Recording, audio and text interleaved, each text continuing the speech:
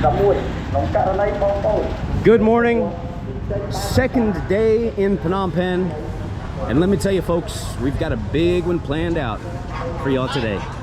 Good morning. All right, we're gonna go to the first destination and I'm traveling by tuk-tuk. It's gonna be cheaper and a whole lot more fun than a taxi. Got my driver here, he's a nice guy. Hello. And we're ready to hit the roads here in Phnom Penh. Tuk-tuks are everywhere throughout Southeast Asia, some form of them. Every country I've been to in Southeast Asia, even down in the Philippines, they've got something very similar. So, if you come out here, you'll definitely end up on one. And you can see he offers tours everywhere. And I'm getting a pretty decent little trip here, and I'm paying $3. And like I said, Cambodia has a dual currency system, so they do accept US dollars. They accept that and their own national currency, which is called the Cambodian riel. The traffic here really is something to behold. It's pretty intense. To be honest, I wouldn't mind renting a motorbike, but I'm not sure I want to ride on these streets. I mean, I've got a lot of experience, but is it worth the risk?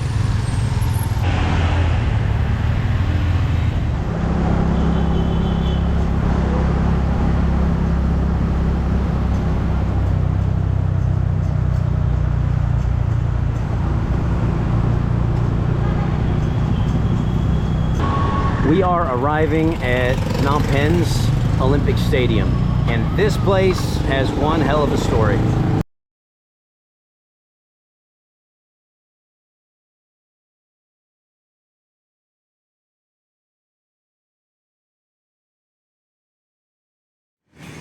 Well, this place doesn't allow cameras, but I've got my phone, so I can just use it. So it's not going to be the best quality, guys. I don't have a very good camera, a very good phone camera, but at least we can get this done.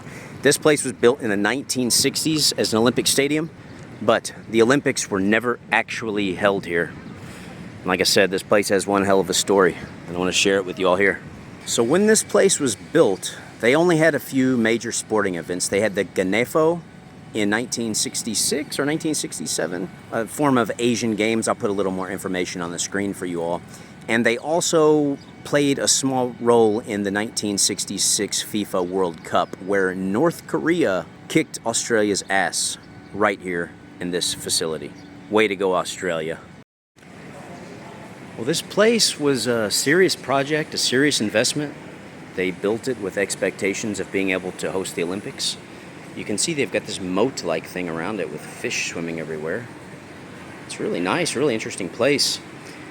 But, as you probably know, politically, things weren't very good back in those days, and they were only about to get worse. So, this place really never got utilized. And by the time the Khmer Rouge took the reins, this place basically just sat there and went into complete disrepair. Well, this is the volleyball court that they built. Seating. I read that it can seat up to around 8,000 here. Got these guys working on this sign. They're gonna have some kind of event. I've got to admit, it feels pretty nice to get out of that sun. It's about 40 degrees Celsius. It's over 100 degrees Fahrenheit today. So this is a good refuge from the heat. I mean, don't get me wrong, it's not cool in here by any means, but compared to outside, it's like night and day. I really like the fact that I was just allowed to walk in here without anybody bugging me. Didn't have to pay any admission. Just come on in. And this is a nice court. Very nice volleyball court. And like I said, this is standard. It would be fine for use in the Olympics.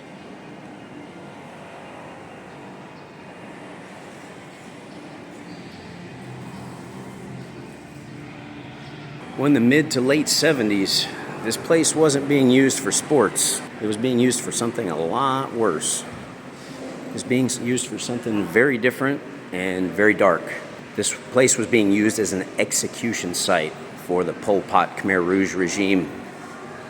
A lot of his former political opponents, especially those affiliated with Lon Nol, were executed here. Around the year 2000, a Taiwanese group, a Taiwanese firm called the Yuanta Group, got involved with this place and helped to service it and get it fixed up. make it usable again, and they did. Out here you've got the soccer field. Huge, tons of seating.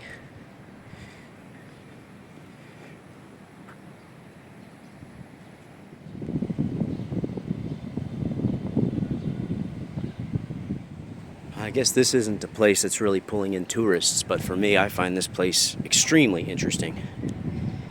And I love how you can just walk in and roam around. And I mean, I'm right here at the soccer stadium, up in the stands, and there's not another soul around here. It's just me and the workers, and just roam around and check the place out. And it gives me a reason to get away from the area where my hotel is, that's just kind of like Bar Street and stuff like that. This way you can get out here and catch a glimpse of a more authentic Phnom Penh scene. It's so hot. I want to go up here in the shade. Go up to the nosebleeds. I like that seat right over there. C1, $7.50. I think I'll take it. And check out this view. Oh.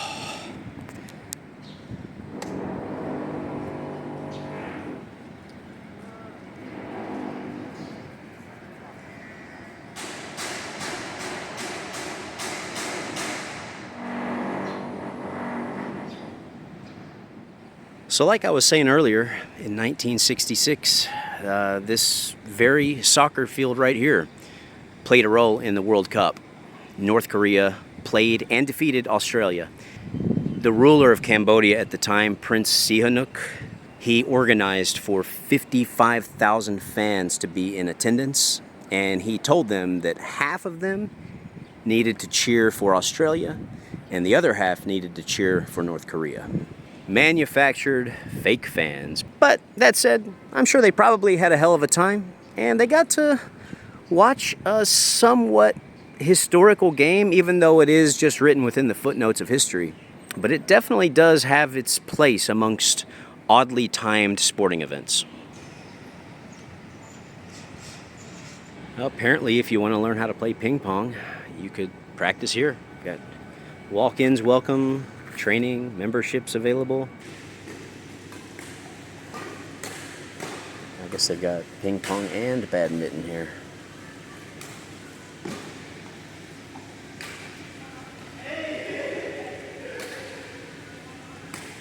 Well, ever since that Taiwanese firm, Yuanta, got involved and helped fix this place up, it's opened back up to the public. And now a lot of locals, just, Phnom Penh locals, can come here, exercise, swim, play volleyball, soccer, and it looks like they have their national karate-do club here.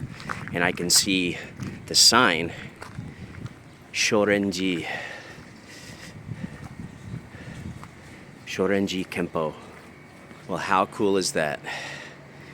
They've got this Cambodia, Japan Traditional Martial Arts Center from the people of Japan. So it's another one of these Japan-Cambodia friendship efforts. It's nice to see. It's really nice to see. Cambodia deserves it. You can see they've got a sign for the Wrestling Federation of Cambodia. Surprisingly enough, wrestling is a thing here. I see some guys training. I'm gonna go over to their end of that hall, go over to their dojo area, see what they're looks like they're practicing. Looks like Brazilian Jiu-Jitsu, but I could be mistaken. So maybe they're training judo, actually. Let's take a look. So these guys said they're mainly training BJJ, Brazilian Jiu-Jitsu. They offered me to go roll with them, but actually I would like to, but I'd probably end up pulling something, I haven't trained in a long time, and it's just so damn hot. But it's great to see that people are using the mats, training, and I guess they probably meet here regularly. These guys seem to know each other, probably have their own little training group, help each other to get better.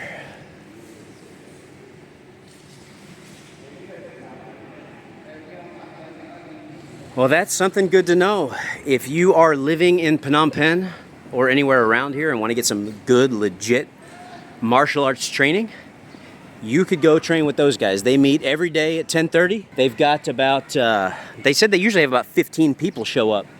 They said people still train karate, they're training wrestling, and those guys are training judo and Brazilian jiu-jitsu. They've got some black belts in the group, and they were really, really nice guys. So if you're interested, that's the place to go. This is going to require a Google search. The Federation of Bulls or Boulets and Petanque of Cambodia. Petanque, I'm sure I butchered that. I have no idea what those are. I'm guessing they're sports, but I'll Google it, put the information on the screen. Anyway, if you're into that, it looks like they've got some nice areas here for you to practice. Got some nice basketball courts here as well. Some volleyball or badminton, not sure which. Now this place, like I said, it reopened in the early 2000s. And since then, Cambodia had their first major concert from an international act who happened to be an Irish singer who I think probably a lot of people in the US don't know who he is. His name is Ronan Keating. I actually learned about him from a Korean friend of mine. I don't think he's very popular in the US, but he came here to Cambodia and did a concert right here in this place. And then later that same year, the, what are they called? The World, some sort of handicap volleyball organization had their playoffs or World Cup or whatever you call it here at this Olympic Stadium. The last thing I really want to find here, it's one of the major things that they have and that you read about whenever you look up this stadium. And those are the Olympic-sized swimming pools. With this pavement and this heat, when you hear people talk about sweltering heat, I'm experiencing that right now. This is one of the hottest days that I've ever just been out walking around. And being here around all this pavement and concrete, it feels even hotter.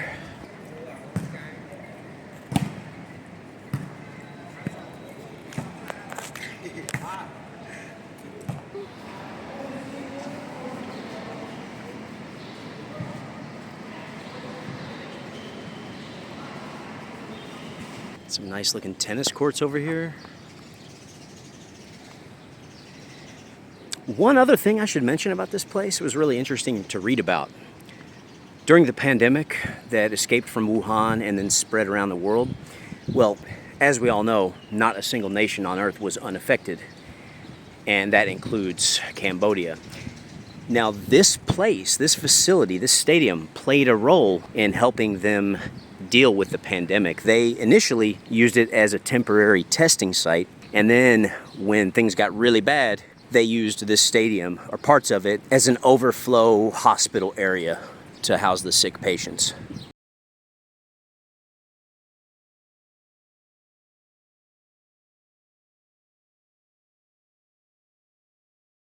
All right, looks like I just walked right past it. Here it is, the Khmer Swimming Federation. Well, this place is closed, and this little cart here was delivering drinks and foods and things to sell. A bunch of boxes, some of it's kind of heavy. So I just offered to help the guy take the stuff inside, and they were very, very appreciative of my little simple gesture. I was glad to do it. That's my way of repaying them for allowing me to come here, make this video of such an interesting place. I don't know why that strikes me as funny. Not a coffee shop. I guess he always gets approached from people wanting to buy a coffee, but actually he's got like cleaning and sanitation products. Well, sorry I wasn't able to show you all the swimming pools. I was wanting to do that, but they were closed, so there was nothing I could do. But I'm glad that we had the chance to visit this place. I'm glad that I found out about this place, because I think it's one of those things that it's got such an interesting story, and I don't think it gets a whole lot of attention. So I'm glad I was able to learn about it and be here to tell about it. And if you enjoyed the video, I hope that you will consider subscribing to the channel. I've got a lot more adventures on the way, guys. I really do. A lot of exciting stuff coming up. Also, while you're at it, if you wouldn't mind just giving the video a thumbs up, dropping a comment. And don't forget, if you want to go that extra mile in supporting what I do here, you could always check me out on Patreon. Special shout out to all you guys, as well as anybody who has ever shot me a super thanks here on YouTube or dropped me a little something over on buymeacoffee.com. You guys are absolute legends, and I thank you all so much. We'll catch you in the next video.